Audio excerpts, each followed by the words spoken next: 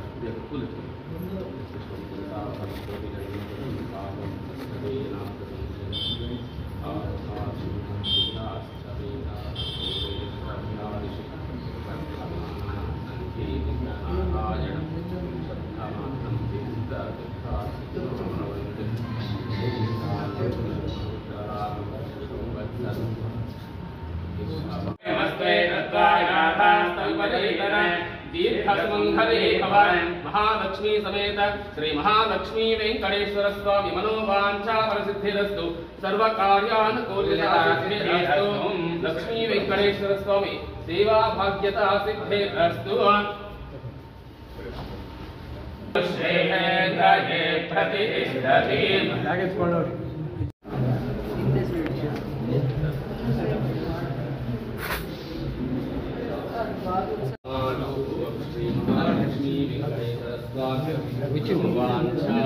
ಹಮ್ಮಿಕೊಂಡಿರುತ್ತೇವೆ.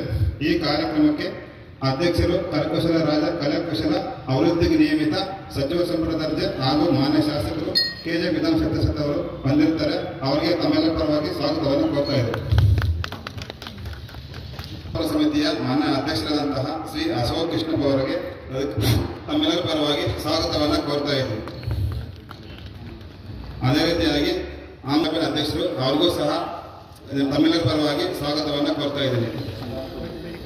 ಅದೇ ರೀತಿ ಗ್ರಾಮ ಪಂಚಾಯತ್ ಅಧ್ಯಕ್ಷರಾದಂತಹ ಸೋಗಣಮ್ಮ ರಮೇಶ್ ಅವರು ಆಗಮಿಸಿರ್ತಾರೆ. ಅವ್ರಿಗೂ ಸಹ ತಮ್ಮೆಲ್ಲರ ಪರವಾಗಿ ಸ್ವಾಗತವನ್ನು ಕೋರ್ತಾ ಇದ್ದೀನಿ.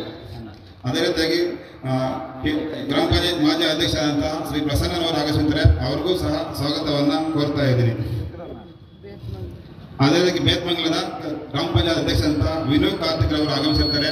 ಅವ್ರಿಗೂ ಸಹ ತಮ್ಮೆಲ್ಲರ ಪರವಾಗಿ ಸ್ವಾಗತವನ್ನು ಕೋರ್ತಾ ಇದ್ದೀನಿ. ಅದೇ ರೀತಿಯಾಗಿ ಮಾಜಿ ತಾಲೂಕ್ ಪಂಚಾಯತಿ ಅಧ್ಯಕ್ಷರಾದಂತಹ ಶ್ರೀ ಶಂಕರಪ್ಪನವರು ಕಾರ್ಯಕ್ರಮಕ್ಕೆ ಆಗಮಿಸುತ್ತಾರೆ. ಅವ್ರಿಗೂ ಸಹ ತಮ್ಮೆಲ್ಲರ ಪರವಾಗಿ ಸ್ವಾಗತವನ್ನು ಕೋರ್ತಾ ಇದ್ದೀನಿ. ಇನ್ನೊಬ್ಬ ಗ್ರಾಮ ಪಂಚಾಯತ್ ಸದಸ್ಯರಂತಹ ಸುರೇಂದ್ರಗೌಡರು ಆಗಮಿಸುತ್ತಾರೆ. ಅವ್ರಿಗೂ ಸಹ ಸ್ವಾಗತವನ್ನು ಕೋರ್ತಾ ಇದ್ದೀನಿ.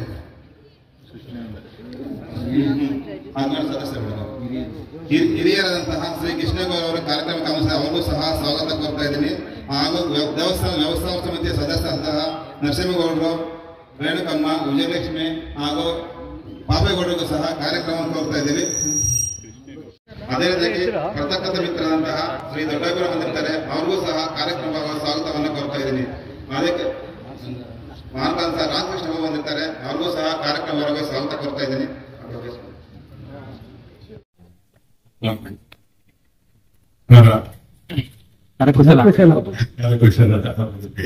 ಈಗಿರುವ ಅಧ್ಯಕ್ಷರು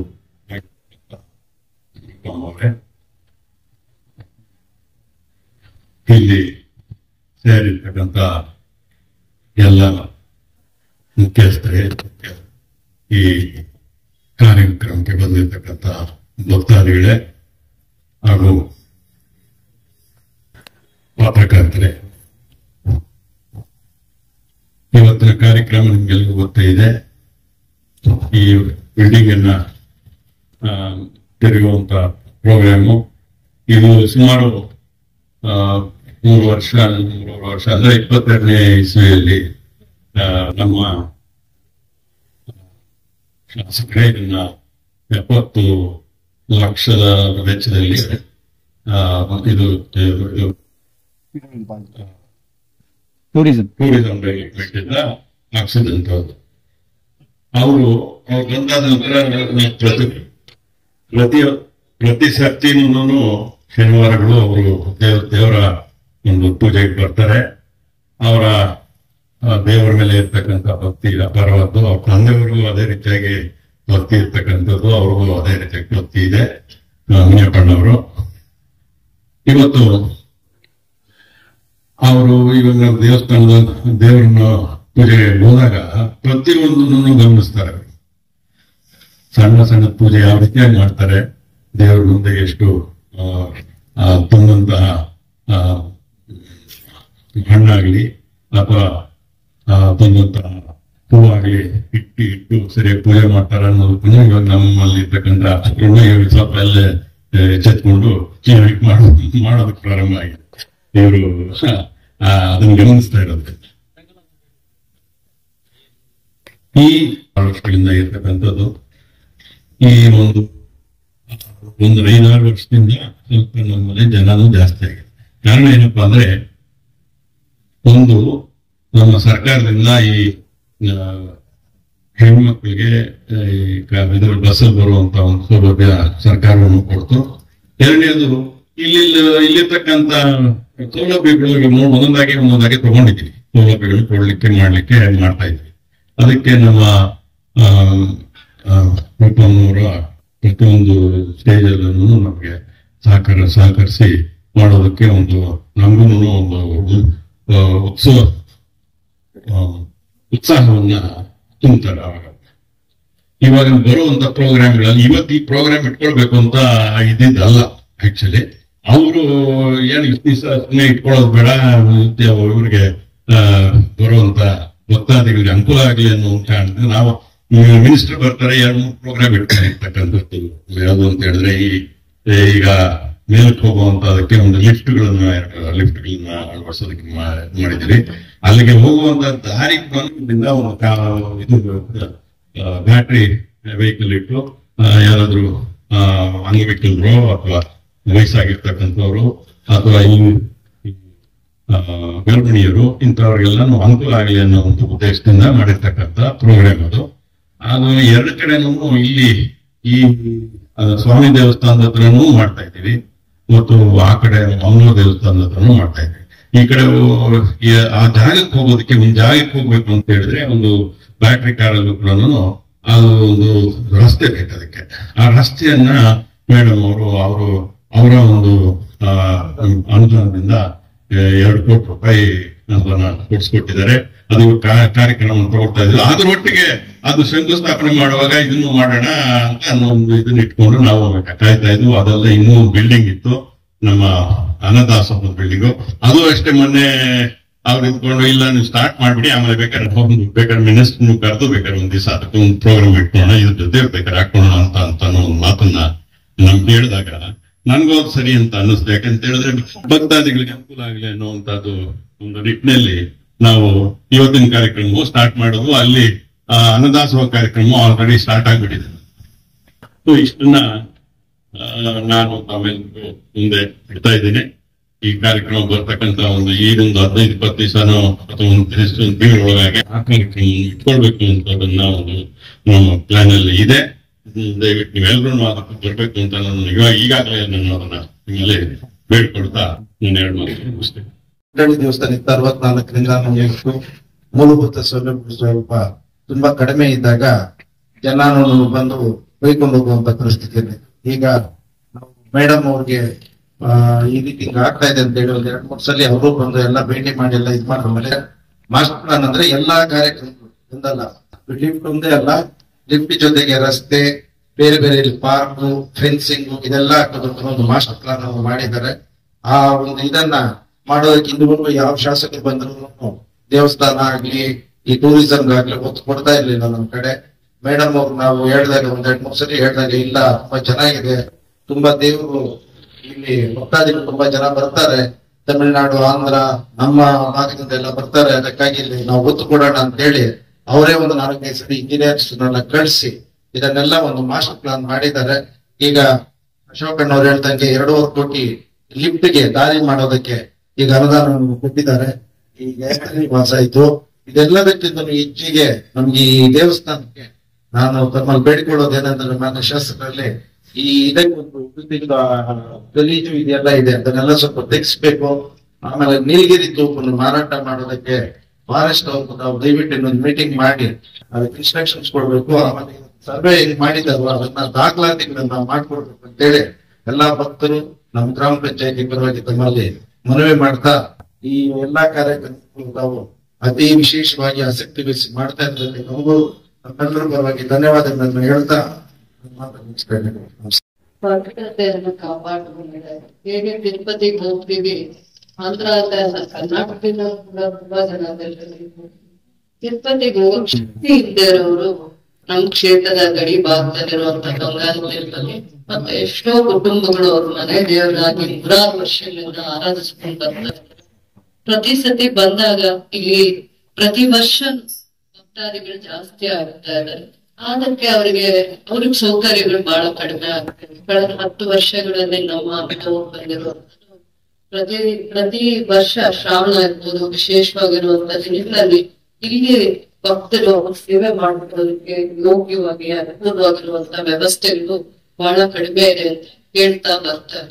ಆಮೇಲೆ ಮೊನ್ನೆ ಬಂದಾಗ CM ಆಫೀಸ್ ನಮ್ ಕ್ಷೇತ್ರದವ್ರೆ ಅಂದ್ರೆ ನಮ್ ಜಿಲ್ಲೆಯವ್ರೆ CM ಮಾತ್ರ ಬಹಳ ಹತ್ತಿರದಲ್ಲಿ ಒಂದು ಕ್ಯಾಬಿನೆಟ್ ರ್ಯಾಂಕಿಂಗ್ ಅಲ್ಲಿ ವಿಡಿಯೋ ಕೋಆರ್ಡಿನೇಟರ್ ಆಗಿ ಸೇವೆ ಮಾಡ್ತಾರೆ. ಅವ್ರು ಬಂದಾಗ ಯಾಕೆ ನೀವು ಈ ಪವಿತ್ರತೆಯನ್ನ ಕಾಪಾಡುವಂತದ್ರಲ್ಲಿ ವಹಿಸ್ಬೇಕು, ಆಸಕ್ತಿ ವಹಿಸ್ಬೇಕು, ಬಹಳ ಜನ ದೇವ್ರ ಸೇವೆ ಮಾಡ್ಕೊಬೇಕು ಅಂತ ಇಡೀ ಕ್ಷೇತ್ರದಲ್ಲಿ ಒಂದು 10 ಜನ ಹುಡುಕಿ ಆ ಕಮಿಟಿಗೆ ಹಾಕ್ಬೇಕು, ಆ ದೇವಸ್ಥಾನದ ಪವಿತ್ರತೆನ ಅವರು ಹೆಚ್ಚಿಸ್ಬೇಕು, ಆ ತರ ಕೆಲಸ ಮಾಡ್ಬೇಕು ಕಾಲಾವಧಿಯಲ್ಲಿ ಬಹಳ ಜನ ಬರ್ತಾರೆ. ಬರೀ ನಾವು ಕರ್ನಾಟಕದವರೇ ಬರ್ತಾರೆ ಅಂತ ಹೇಳಕ್ಕಾಗಲ್ಲ, ಪಕ್ಕದ ಆಂಧ್ರದಿಂದ ಬರ್ತಾರೆ. ಬಂಗಾರದ ಗಿರಿಯಲ್ಲಿದೆ ಅಂತ ಹೇಳ್ತಾ ಇದ್ರು ಅರ್ಚಕರು ಪೂಜೆ ಮಾಡುವಾಗ. ನಮ್ಮ ಈ ದೇವರು ಬಂಗಾರದ ಗಿರಿಯಲ್ಲಿ ಅಂದ್ರೆ ಬಂಗಾರದ ಭೂಮಿಯಲ್ಲಿ ಕೊಂಡದ ಮೇಲೆ ಇರೋದ್ರಿಂದ, ಬೆಟ್ಟದ ಮೇಲೆ ಇರೋದ್ರಿಂದ ಬಂಗಾರ ತಿರುಪತಿ ಅಂತ ಇದು ಪ್ರಸಿದ್ಧವಾಗಿದೆ. ಬಹಳ ಪ್ರಸಿದ್ಧತೆ ಹೇಗೆ ಅಂದ್ರೆ ದೇವ್ರು ಬಹಳ ಚಿಕ್ಕ ಮಗುವಷ್ಟು ಮಾತ್ರನೇ ದೇವ್ರದ್ದು ಉದ್ಭವ ದೇವ್ರು ಅಂತ ಹೇಳೋದ್ರಿಂದ ನಾವು ದೇವಸ್ಥಾನಕ್ಕೆ ಬಂದು ಹೋಗೋದ್ರಲ್ಲೇ ಏನು ನಾವು ಸಾಧನೆ ಮಾಡಕ್ಕಾಗಲ್ಲ. ಅದರ ಪ್ರಸಿದ್ಧತೆ ಜಾಸ್ತಿ ಮಾಡ್ಬೇಕು ಅಂದ್ರೆ ಯಾವ ರೀತಿ ಏನೆಲ್ಲ ಅವಶ್ಯಕತೆಗಳಿದೆ, ಬೇಡಿಕೆಗಳಿದೆ, ಭಕ್ತರಲ್ಲಿ ಏನ್ ಅಭಿಪ್ರಾಯಗಳಿದೆ, ಮತ್ತೆ ಇಲ್ಲಿ ಬರುವಂತವ್ರು ದೇವಸ್ಥಾನದ ಬಗ್ಗೆ ಆಸಕ್ತಿ ಕಾಳಜಿ ವಹಿಸಿರುವಂತವ್ರಿಗೆ ಏನಿದೆ, ಅವ್ರ ಮನದಲ್ಲಿ ಅವ್ರ ಮನದಾಳದಲ್ಲಿ ಏನಿದೆ ಅನ್ನೋ ತಿರುಪತಿಗೆ ವರ್ಷದಲ್ಲಿ ಹೋಗ್ತೀವಿ. ಆದ್ರೆ ಇದಕ್ಕಾದ್ರೆ ಒಂದು ವರ್ಷದಲ್ಲಿ 4 ಸತಿ ಬರಕ್ ಅವಕಾಶ ಆಗುತ್ತೆ. ಎಷ್ಟೋ ಜನ ಸೇವೆ ಮಾಡ್ಕೋಬೇಕು ಅಂತಿರುತ್ತೆ. ಮನೆಯಲ್ಲಿ ಕಾರ್ಯಕ್ರಮಗಳು ಮಾಡಕ್ಕಾಗದೆ ದೇವಸ್ಥಾನದ ಸನ್ನಿಧಿಯಲ್ಲಿ ಮಾಡುವಂತ ಬಹಳ ಜನ ಆಸೆ ಪಡ್ತಾ ಇರ್ತಾರೆ, ಉತ್ಸಾಹ ಇರುತ್ತೆ. ಅಂತವ್ರಿಗೆ ಸೌಕರ್ಯಗಳು ಬಹಳ ಕಡಿಮೆ ಇದೆ. ಯಾತ್ರಿ ನಿವಾಸದಿಂದ ಇದನ್ನ ಕಟ್ಟಡ ಕಟ್ಟಿ ಬಹಳ ದಿನ ಆಗಿದೆ. ಇನ್ನು ಚಿಕ್ಕ ಕೆಲಸಗಳು, ನೀರಿನ ವ್ಯವಸ್ಥೆ ಮಾಡಿಲ್ಲ ಅಥವಾ ಒಳಗಡೆ ಇನ್ನೇನೋ ಸೌಕರ್ಯ ಮಾಡಿಲ್ಲ ಅಂತ ಬಹಳ ದಿನ ಲೋಕಾರ್ಪಣೆ ಮಾಡಿಲ್ಲ. ಅದು ಜನರ ಸೇವೆಗೆ ಉಪಯೋಗಕ್ಕೆ ನಾವು ಕೊಡಕ್ ಅವಕಾಶ ಆಗಿಲ್ಲ. ಶ್ರಾವಣದಲ್ಲಿ ಮಾತ್ರ ಬಹಳ ಕಷ್ಟ ಇದೆ. ತುಂಬಾ ಸತಿ ಕಾಣ್ತೀರಾ ಮೇಡಮ್, ನೀವು ಹೆಣ್ಮಕ್ಳಿಗೆ ಎಷ್ಟು ಬೆಟ್ಟ ಆಗುತ್ತೆ, ಬೆಂಗಳೂರಿಂದ ಬರ್ತೀನಿ, ಇನ್ನ ದೂರದಿಂದ ಬರ್ತೀನಿ, ಒಂದ್ ಸ್ವಲ್ಪ ಅಲ್ಲಿ ವಯಸ್ಸಾಗಿರೋರ್ನೆಲ್ಲ ಕರ್ಕೊಂಡ್ ಬರ್ತೀವಿ, ಸ್ವಲ್ಪ ನಾವು ರೆಸ್ಟ್ ತಗೊಂಡು ಅಥವಾ ಒಂದ್ ಸ್ವಲ್ಪ ಎಲ್ಲ ಫ್ರೆಶ್ ಅಪ್ ಆಗಿ ದೇವಸ್ಥಾನಕ್ಕೆ ಹೋಗೋ ವ್ಯವಸ್ಥೆನೆ ಮಾಡಿಲ್ಲ, ಇನ್ಯಾರಿಗೆ ಹೇಳ್ಕೊಳೋದು ಅಂತ ಅಂದ್ಬಿಟ್ಟು ನನಗೆ ಬಹಳ ಜನ ಅದನ್ನ ಮೊದಲಾದ್ರೆ ಪತ್ರದಲ್ಲಿ ಬರೀತಾ ಇದ್ರು, ಫೋನ್ ಮಾಡಿ ಹೇಳ್ತಾ ಇದ್ರು. ಈಗ ವಾಟ್ಸ್ಆಪ್ ಅಲ್ಲಿ ಕೂಡ ಕಮೆಂಟ್ ಮಾಡ್ತಾರೆ. ಬಹಳ ಸತಿ ಪ್ರತಿ ವಾರ ದೇವಸ್ಥಾನಕ್ಕೆ ಹೋಗ್ತೀರಾ, ನಿಮ್ಗೆ ಯಾಕೆ ಅದು ನಿಮ್ ಗಮನಕ್ಕೆ ಬರ್ತಾ ಇಲ್ಲ? ಇಂಥದೊಂದು ಯಾತ್ರಿ ನಿವಾಸ ಇದೆ ಅಂತ ಬೋರ್ಡ್ ಯಾಕೆ ಹಾಕಿಲ್ಲ ನೀವು? ಅದ್ರಲ್ಲಿ ಎಷ್ಟು ರೂಮ್ ಇದೆ, ನೀವು ಚಾರ್ಜ್ ಮಾಡಿ ಪರವಾಗಿಲ್ಲ. ಇಲ್ಲಿ ಸ್ಥಳೀಯರಿಗೆ ಅವಕಾಶ ಇಲ್ಲ, ಬೆಳಗ್ಗೆ ಎದ್ದು ದೇವಸ್ಥಾನಕ್ಕೆ ಬರೋರ್ಗೆ ಏನು ಕಷ್ಟ ಅಲ್ಲ. ದೂರದಿಂದ ಪ್ರಯಾಣ ಮಾಡಿ ಬರೋರ್ಗೆ ಸೌಕರ್ಯ ಬೇಕಲ್ವಾ? ದೇವಸ್ಥಾನಕ್ಕೆ ಹೋಗ್ ಮುಂಚೆ ಕಾಲ್ ತೊಳ್ಕೋಬೇಕು ಅನ್ಸುತ್ತೆ. ಇನ್ ಸ್ವಲ್ಪ ನಾವು ಕೂಡ ಶುದ್ಧವಾಗಿ ದೇವ್ರ ಹತ್ರ ಹೋಗ್ಬೇಕಂದ್ರೆ ವ್ಯವಸ್ಥೆ ಮಾಡಿ, ಸೌಕರ್ಯ ಮಾಡಿ. ನೀವೇ ಇಂಥವೆಲ್ಲ ಮಾಡ್ಲಿಲ್ಲ ಅಂದ್ರೆ ಇನ್ ಯಾರು ಮಾಡ್ತಾರೆ? ನಾವು ಯಾರಿಂದ ನಿರೀಕ್ಷೆ ಮಾಡಕ್ಕಾಗತ್ತೆ ಅಂತ. ಹಾಗಂದ್ಬಿಟ್ಟು ಇವತ್ತು ಯಾತ್ರಿ ನಿವಾಸದಿಂದ 8 ಕೊಠಡಿ ಕಟ್ಟಿದ್ದಾರೆ. ಅದೇ ಸಾಕು ಅಂತ ಕುತ್ಕೊಳ್ಳೋದಲ್ಲ. ಬರುವಂತ ದಿನಗಳಲ್ಲಿ ಟೂರಿಸಂ ಇಂದ ಮಾಡ್ತೀವೋ, ಬೇರೆ ಇಲಾಖೆಯಿಂದ ಮಾಡ್ತೀವೋ, ಇನ್ನು ಅವ್ರ 10-20 ಕೊಠಡಿಗಳನ್ನ ಮಾಡ್ಬೇಕಾಗತ್ತೆ. ಅದು ಜನರ ಸೇವೆಗೋಸ್ಕರ ಅಂದ್ರೆ ಭಕ್ತಾದಿಗಳ ಸೇವೆಗೋಸ್ಕರ ಅದನ್ನ ಲೋಕಾರ್ಪಣೆ ಮಾಡ್ಬೇಕಾಗತ್ತೆ. ಇವತ್ ಮಾಡಿರೋದು ಸಾಧನೆ ಅಂತಲ್ಲ, ಬರೋ ದಿನಗಳಲ್ಲಿ ಅನುದಾನ ಎಷ್ಟು ತರ್ತೀವಿ ಅಂತಲ್ಲ, ಇದರ ಪ್ರಸಿದ್ಧತೆಯನ್ನ ಕಾಪಾಡ್ಕೊಳ್ಳುವಂತ ಜವಾಬ್ದಾರಿ ನಿಮ್ಮೆಲ್ಲರ ಮೇಲೇನೂ ಇದೆ.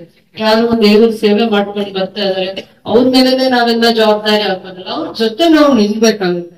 ಅವ್ರಿಗೆ ಮಾಡುವಂತ ಉತ್ಸಾಹ ಇದ್ದಾಗ ನಾವು ಶಕ್ತಿ ತುಂಬುವಂತ ಕೆಲಸ, ಅವ್ರ ಮಾರ್ಗದರ್ಶನ, ಜನಗಳ ಮಾರ್ಗದರ್ಶನ ಎಲ್ಲ ತಗೊಂಡು ಇನ್ನು ಹೆಚ್ಚು ಅವ್ರ ಕಾಲದಲ್ಲಿ ಅಭಿವೃದ್ಧಿ ಆದ್ರೆ ಅವ್ರ ತಂದೆಯವ್ರ ಕಾಲದಿಂದ ಸೇವೆ ಮಾಡ್ಕೊಂಡು ಬಂದಿರೋ ಕುಟುಂಬಕ್ಕೆ ಒಂದು ಫಲ ಸಿಕ್ಕಾಗುತ್ತೆ. ತಂದೆ ಕಾಲದಿಂದ ಇದನ್ನ ಕಾಪಾಡ್ಕೊಂಡು ಬರ್ತಾ ಇದಾರೆ, ಸೇವೆ ಮಾಡ್ಕೊಂಡು ಬರ್ತಾ ಇದಾರೆ. ದಿನಗಳಲ್ಲಿ ಇನ್ನೂ ಹೆಚ್ಚಿಗೆ ಸೇವೆ ಮಾಡುವಂತವನ್ನ ಜೊತೆಯಲ್ಲಿ ಸೇರಿಸ್ಕೊಂಡು ಅದನ್ನ ಅಭಿವೃದ್ಧಿ ಮಾಡೋಣ, ಪ್ರಸಿದ್ಧಿ ಮಾಡ್ಬೇಕು. ನಾವು ಬಿಟ್ಟು ಹೋಗುವಂತದ್ದು ಏನಾಗ್ಬೇಕಂದ್ರೆ ನಮ್ಮ ಕೆಲ್ಸಗಳು ನಾವು ಬಿಟ್ಟು ಹೋಗ್ಬೇಕು. ಮಾತುಗಳು ಬಿಟ್ಟು ಹೋಗೋದ್ರಿಂದ ಅದು ಸಾಧನೆ ಆಗಲ್ಲ. ಆಮೇಲೆ ಬಹಳ ಜನ ಇವತ್ತು ನನ್ ರಾಮಣ್ಣ ಯಾವಾಗ್ಲೂ ದೇವಸ್ಥಾನಕ್ಕೆ ಬಂದೇ ಇರೋದು, ಇವತ್ತು ಬೆಟ್ಟ ಹತ್ಲಿಲ್ಲ. ನನ್ ಮನ್ಸೆಲ್ಲ ಯಾವ್ದಾದ್ರು ಒಂದು ರೂಪದಲ್ಲಿ ನೆತ್ತಿಗೆ ಬಂದೇ ಬರ್ತಾರೆ ಅಂತ ನನ್ ಮನ್ಸಲ್ಲಿ ಕಾಯ್ತಾ ಬಂದಿದ್ರು, ಬರ್ಲೇ ಇಲ್ಲ. ಅದಾದ್ಮೇಲೆ ಇನ್ನೂ ವಯಸ್ಸಾಗಿರೋರು 1 ವರ್ಷದಲ್ಲಿ ಒಂದ್ಸತಿ ಆದ್ರೂ ಮನೆ ದೇವ್ರ ದರ್ಶನ ಮಾಡ್ಬೇಕು, ದೇವ್ರ ಮುಖ ನೋಡ್ಬೇಕು ಅಂತ ವಯಸ್ಸಾಗಿರೋರು 50, 60, 70 ವರ್ಷ ದಾಟಿರೋರ್ಗ ಆ ಮನ್ಸು ಚಡ್ಪಡಿಸ್ತಾ ಇರುತ್ತೆ. ಇವತ್ತು ಒಳ್ಳೆ ದಿನ, ಇವತ್ ಶ್ರಾವಣ, ಇವತ್ ನಾನು ಹುಟ್ಟಿದ ಹಬ್ಬ, ಇವತ್ತು ನಮ್ಮ ಮನೆ ಹಬ್ಬ ಅಂತ ಅನ್ಕೊಂಡು ಎಷ್ಟು ಜನ ಅದ್ವರೆಗೂ ಮೆಟ್ಲಕ್ಕಾಗೆ ಹೋಗುವಂತ. ಅದಕ್ಕೆ ರೋಪ್ ವೇ ಮಾಡೋಣ ಅಂತ ಫಸ್ಟ್ ಮೀಟಿಂಗ್ ಅಲ್ಲಿ ಚರ್ಚೆ ಮಾಡಿದ್ವಿ. ರೋಪ್ ವೇ ತರ ಮಾಡೋಣ ಅಂತ. ಆದ್ಮೇಲೆ ವೆಹಿಕಲ್ಸ್ ಬೆಟ್ಟದ ಹತ್ರ ಹೋಗುವಂತ ಒಂದು PWD ಇಲಾಖೆ ಮುಖಾಂತರ ಎಸ್ಟಿಮೇಟ್ಸ್ ಮಾಡ್ಸಿದೀವಿ. ಸರ್ಕಾರ ನಮ್ಗೆ ಡೆವಲಪ್ಮೆಂಟ್ ಗೆ ಕೊಟ್ಟಿರೋ ಅನುದಾನದಲ್ಲಿ ಈಗ ಸದ್ಯಕ್ಕೆ 2 ಕೋಟಿ ಇಟ್ಟಿದೀವಿ. ಮುಂದಿನ ದಿನಗಳಲ್ಲಿ ದೇವಸ್ಥಾನದ ಅಭಿವೃದ್ಧಿಗೆ ಇಷ್ಟೇ ದುಡ್ಡು ಅಷ್ಟೇ ದುಡ್ಡು ಅಂತ ನಾನು ಲೆಕ್ಕಾಚಾರ ಮಾಡಲ್ಲ. ಇವತ್ತು ದೇವ್ರ ದರ್ಶನ ಮಾಡ್ಲಿಕ್ಕೆ ಈ ಬೆಟ್ಟದಿಂದ ಮತ್ತೆ ಆ ಬೆಟ್ಟಕ್ಕೂ ಅನುಕೂಲ ಆಗೋಂಗೆ, ಮತ್ತೆ 2 ಬೆಟ್ಟದಿಂದ ಮತ್ತೆ ವಾಪಸ್ಸು ರೋಡ್ಗೆ ಕನೆಕ್ಟಿವಿಟಿ ಆಗೋಂಗೆ ಸದ್ಯಕ್ಕೆ 2 ಕೋಟಿ ಅನುದಾನದಲ್ಲಿ ಎಲೆಕ್ಟ್ರಿಕ್ ವೆಹಿಕಲ್ಸ್ ಅಲ್ಲಿ ಹೋಗಿ ಅವ್ರನ್ನ ಬಿಟ್ಟು ಮತ್ತೆ ಕರ್ಕೊಂಡ್ ಬರುವಂತ ವ್ಯವಸ್ಥೆ ಮಾಡ್ಬೇಕು. ಯಾರು ಮೆಟ್ಲು ಹತ್ತಕ್ ಆಗದೆ ಇರೋರಿಗೆ. ಅದಾದ್ಮೇಲೆ ಲಿಫ್ಟ್ ಗೆ ಪ್ರಾವಿಷನ್ ಮಾಡ್ಕೊಂಡಿದ್ದಾರೆ. ಅದು ದೇವಸ್ಥಾನದ ಕಮಿಟಿಯಲ್ಲಿ, ದೇವಸ್ಥಾನದ ಒಂದು ಅಭಿವೃದ್ಧಿ ಕಮಿಟಿ ಇದೆ, ಅದ್ರಲ್ಲಿ ಅನುದಾನ ಸಂಗ್ರಹಣೆ ಆಗಿರುತ್ತೆ. ಎಲ್ಲಾ ವರ್ಷಗಳಿಗಿಂತ ಈ ವರ್ಷ ಶ್ರಾವಣದಲ್ಲಿ ವಿಶೇಷವಾಗಿ 20-30 ಲಕ್ಷ ಮಾತ್ರ ಕಾಣಿಕೆ ಕಲೆಕ್ಟ್ ಆಗ್ತಾ ಇದೆ. ಈ ವರ್ಷ 10 ಲಕ್ಷ ಜಾಸ್ತಿ ಆಗಿದೆ. ಅಂದ್ರೆ ಹತ್ರ 40 ಲಕ್ಷ 30 ಲಕ್ಷ ಕಾಣಿಕೆ ಬಂದಿದೆ ಶ್ರಾವಣದಲ್ಲಿ ಮಾತ್ರನೇ. ಬರೀ ಶ್ರಾವಣದಲ್ಲಿ ದೇವ್ರ ಸೇವೆಯಲ್ಲಿ ಇದು ತುಂಬಾ ಧೂಳಿಗಿಂತ ಕಡಿಮೆ ಸೇವೆನೆ ಮಾಡಿದೀವಿ. ಇದೇನು ವಿಶೇಷ ಅಲ್ಲ. ಆದ್ರೆ ನಾವು ಮಾಡೋ ಅಂತದ್ದು ಜನರದನ್ನ ಒಪ್ಕೋಬೇಕು. ದೇವ್ರ ಸೇವೆ ಮಾಡ್ಬೇಕು ಅಂತ ದೂರದಿಂದ ಬರ್ತಾರಲ್ಲ, ಎಲ್ಲೆಲ್ಲಿಂದ ದೂರದಿಂದ ಬರೋರು ತೃಪ್ತಿಯಿಂದ ಒಂದು ಅರ್ಧ ಗಂಟೆ ವಿಶ್ರಾಂತಿ ಮಾಡಿ ದೇವ್ರ ದರ್ಶನ ಮಾಡಿ ಗಿಡಗಳ ಹತ್ರ ಕುತ್ಕೊಂಡು ಪ್ರಸಾದ ಸೇವೆ ಮಾಡ್ಕೊಂಡು ಹೋಗ್ತಾರಲ್ಲ, ಅವತ್ತು ತೃಪ್ತಿ ಇರುತ್ತೆ. ಸಾಧನೆ ಮಾಡೋದಕ್ಕೆ ಬಹಳ ಇರುತ್ತೆ.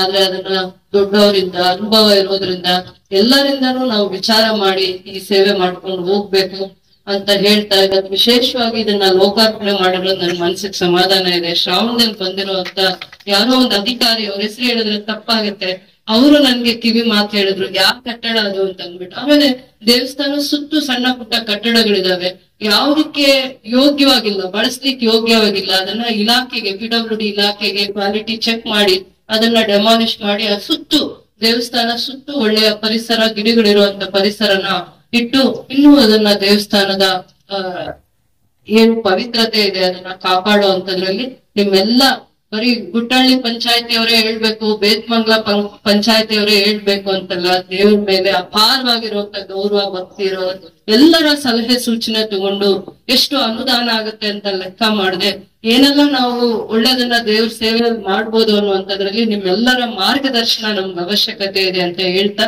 ಎಲ್ಲರ ಮಾರ್ಗದರ್ಶನದ ಮೇಲೆ ದೇವ್ರ ಸೇವೆನ ಸದಾ ಭಕ್ತಿಯಿಂದ ಶ್ರದ್ಧೆಯಿಂದ ಎಲ್ಲರೂ ಮಾಡೋಣ ಅಂತ ಹೇಳ್ತಾ, ಅಧಿಕಾರಿಗೆ ಒಂದು ಏನ್ ಹೇಳ್ಬೇಕು, ಇವತ್ತು ಸ್ವಲ್ಪ ಪರವಾಗಿಲ್ಲ ನೋಡ್ಲಿಕ್ಕೆ, ಬರುವಂತ ದಿನಗಳಲ್ಲಿ ನೀವು ಕಮಿಟಿಯಲ್ಲಿ ಇಡಿ. ಕಮಿಟಿಯಲ್ಲಿಟ್ಟು ಪ್ರತಿ ಸತಿ ಯಾರಾದ್ರೂ ಒಂದು ರೂಮ್ ಅನ್ನ ಉಪಯೋಗಕ್ಕೆ ಕೇಳಿದಾಗ 1 ದಿನಕ್ಕೆ, ಅರ್ಧ ದಿನಕ್ಕೆ ಏನ್ ಚಾರ್ಜಸ್ ಮಾಡ್ಬೇಕು, ಯಾಕಂದ್ರೆ ಮತ್ತೆ ಅದೇ ಕ್ವಾಲಿಟಿ ಮೇಂಟೈನ್ ಮಾಡ್ಬೇಕು. ನೀರ್ ವಿಚಾರದಲ್ಲಿ ಅಲ್ಲಿ ಕೆಲಸ ಮಾಡ್ಕೊಂಡು ಕ್ಲೀನಿಂಗ್, ರೂಮ್ ಕ್ಲೀನ್ ಮಾಡ್ಬೇಕು, ಅಥವಾ ಟಾಯ್ಲೆಟ್ಸ್ ಕ್ಲೀನ್ ಆಗಿ ಇಡುವಂತದ್ದು, ಅವ್ರು ಯೂಸ್ ಮಾಡುವಂತ ಇದನ್ನೆಲ್ಲ ಕ್ಲೀನ್ ಆಗಿ ಇರ್ಬೇಕು ಅಂತಂದ್ರೆ ಅದಕ್ಕೆ ಒಂದು ದರ ನಿಗದಿ ಮಾಡ್ಬೇಕಾಗತ್ತೆ. ಅದ್ರಲ್ಲಿ ಏನು ನೀವು ತಾರತಮ್ಯ ಮಾಡ್ಬಾರ್ದು. ಯಾರು ಬರ್ತಾರೋ ನೀಟಾಗಿದ್ರೆ ಪೇ ಮಾಡೇ ಮಾಡ್ತಾರೆ. ದೇವಸ್ಥಾನ ಮಕ್ಕಳನ್ನ ಕರ್ಕೊಂಡ್ ಬರ್ತಾರೆ, ಸ್ನಾನ ಮಾಡಿಸ್ಬೇಕಾಗತ್ತೆ, ಕೊಟ್ಟಿರ್ತಾರೆ, ಸ್ನಾನ ಮಾಡಿಸ್ಬೇಕು. ಸ್ವಲ್ಪ ಒಂದು ಪ್ರೈವಸಿ ಬೇಕು ಹೆಣ್ಮಕ್ಳಿಗೆ, ಅಂದ್ರೆ ಇದರ ಅವಶ್ಯಕತೆ ಜಾಸ್ತಿ ಇದೆ ಅಂತ ಅರ್ಥ ಮಾಡ್ಕೊಂಡು ಅದನ್ನ ಯೋಗ್ಯವಾಗಿ ಮಾಡಿ ಇವತ್ತಿಂದಾನೇ ಅದನ್ನ ಲೋಕಾರ್ಪಣೆ ಮಾಡಿದೀವಿ. ಇವತ್ತಿಂದ ಅದಕ್ಕೆ ಒಂದು ಅಧಿಕಾರಿ ಇರ್ಬೇಕು. ಇದಕ್ಕೆ ಅಂತ ಒಂದು ಅಧಿಕಾರಿನ ನೇಮಿಸ್ಬೇಕು. ಸದಾ ಕಾಲ ಅವರು ಯಾವ್ದೇ ನಂಬರ್ ಅಲ್ಲಿ ಅವರು ಈ ನಂಬರ್ ಸಂಪರ್ಕ ಮಾಡಿದಾಗ ಅವರು ಅವೈಲೇಬಲ್ ಇರ್ಬೇಕು. ಇದ್ದು ಅದಕ್ಕೊಂದು ಚಾರ್ಜಸ್ ಎಷ್ಟು ಮಾಡ್ಬೇಕು, ಇಲ್ಲಿರೋರು ಯಾರು ಕೇಳಲ್ಲ, ದೂರ ಬರೋರೆ, ಅದಕ್ಕೆ ಇದೇ ಮೇಂಟೆನೆನ್ಸ್ ಆಗ್ಬೇಕು. ಮತ್ತೆ ಗ್ರಿಲ್ ಸೇಫ್ಟಿ ಕೊಡಿ, ಮುಂದೆ ಬೇಡ, ಹಿಂದೆ ಗ್ರಿಲ್ ಸೇಫ್ಟಿ ಕೊಟ್ಬಿಟ್ರೆ ಯಾರು ಅಲ್ಲಿ ಉಳ್ಕೋತಾರೆ ರಾತ್ರಿ ಹೊತ್ತು, ಅವ್ರಿಗೂ ಏನು ಭಯ ಇರಲ್ಲ. ಸೊ ಏನೇನಿದೆ ಈ ದೇವಸ್ಥಾನದ್ದು ಆಸ್ತಿ ಏನಿದೆ ಅದನ್ನ ರಕ್ಷಣೆ ಮಾಡುವಂತದ್ದು ಭಕ್ತಾದಿಗಳು ನಮ್ದಿಬ್ಬರದು ಧರ್ಮ ಆಗಿರುತ್ತೆ. ಅದನ್ನ ನಾನು ಜವಾಬ್ದಾರಿಯಿಂದ ಮಾಡ್ತೀನಿ ಅಂತ ಹೇಳ್ತಾ ಇವತ್ತು ನಂಗೆ ಬಹಳ ಅಪಾರವಾಗಿರುವಂತ ಗೌರವ ನಿಮ್ ಮೇಲೆ ಬಂದಿದೆ. ನಾನ್ ಶ್ರಾವಣದಲ್ಲಿ ಮಾಡಿದ್ರೆ ಇನ್ನೂ ನನ್ ಮನಸ್ಸಿಗೆ ನೆಮ್ಮದಿ ಆದ್ರೂ ಇರ್ತಾ ಇತ್ತು. ಖುಷಿ ಇದೆ, ಇದನ್ನ ಹೀಗೆ ಕಾಪಾಡ್ಕೊಂಡು ಹೋಗೋಣ. ರಾತ್ರಿ ನಿವಾಸ 2 ವರ್ಷ ಆಯ್ತು ಕಟ್ಟಿ, ಬೇರೆ ಕಾರಣಗಳಿಂದ ಉಪಯೋಗಕ್ಕೆ ಬರ್ಲಿಲ್ಲ. ಇನ್ ಮುಂದೆ ಭಕ್ತರು ಬಂದಲ್ಲಿ ಸೇವೆ ಅಂದ್ರೆ ಅವ್ರು ಅದನ್ನ ಉಪಯೋಗ ಮಾಡ್ತಾ ಇರೋದ್ರೆ ಅದೇ ನೀಟಾಗಿರುತ್ತೆ, ಅದೇ ಮೇಂಟೈನ್ ಆಗುತ್ತೆ ಅಂತ ಹೇಳ್ತಾ ಇವತ್ತು ಇದು ಒಂದು ಒಳ್ಳೆ ಕೆಲಸ. ನನ್ ಮನ್ಸಿಗೂ ಸಮಾಧಾನ ಇದೆ. ಯಾರ್ಯಾರು ದೇವ್ರ ಸೇವೆ ಮಾಡ್ತಾರ ಅವ್ರಿಗೂ ಕೂಡ ಇದು ಒಂದು ಒಳ್ಳೆ ಕೆಲಸ ಅಂತ ಅಭಿಪ್ರಾಯ ಇದೆ. ಅದಾದ್ಮೇಲೆ ಇನ್ನೂ ಒಂದು ಅನ್ನದಾಸೋಹ ಅಂತಿದೆ, ಅದನ್ನು ಕೂಡ ನಾವು ಜನರ ಸೇವೆ ಬೇಗ ಜನರಿಗೆ ಉಪಯೋಗ ಆಗುವಂಗ ಅದನ್ನು ಕೂಡ ಲೋಕಾರ್ಪಣೆ ಮಾಡ್ಬೇಕು ಅಂತ ಹೇಳ್ತಾ, ಬರುವಂತ ದಿನಗಳಲ್ಲಿ ಯಾವ್ದೋ ಒಂದು ಒಳ್ಳೆ ಕೆಲ್ಸಕ್ಕೆ ಮಂತ್ರಿಗಳು ಬರ್ತಾರೆ, ಅವತ್ತು ಇವೆಲ್ಲಾನು ತೋರ್ಸ್ಕೊಂಡ್ ಹೋಗೋಣ. ಇಂಥದೆಲ್ಲ ಆಗಿದೆ, ಇನ್ನ ಜಾಸ್ತಿ ಬೇಕು ಅನ್ನುವಂತ ಸಂದರ್ಭದಲ್ಲಿ ಅವ್ರು ಈ ಕಡೆ ಬಂದಾಗ ಟೂರ್ ಮಾಡುವಾಗ ಆ ಟೂರ್ ಮಾಡೋ ಸಂದರ್ಭದಲ್ಲಿ ಇವೆಲ್ಲ ಏನೇನು ದೇವಸ್ಥಾನಕ್ಕೆ ಹೆಚ್ಚಿನ ಸೌಕರ್ಯಗಳ ಅವಶ್ಯಕತೆ ಇದೆ ಅದನ್ನ ಅವ್ರ ಮುಂದೆ ಇಡೋಣ ಅಂತ ಹೇಳ್ತಾ ಇದೊಂದು ಒಳ್ಳೆ ಕೆಲಸ.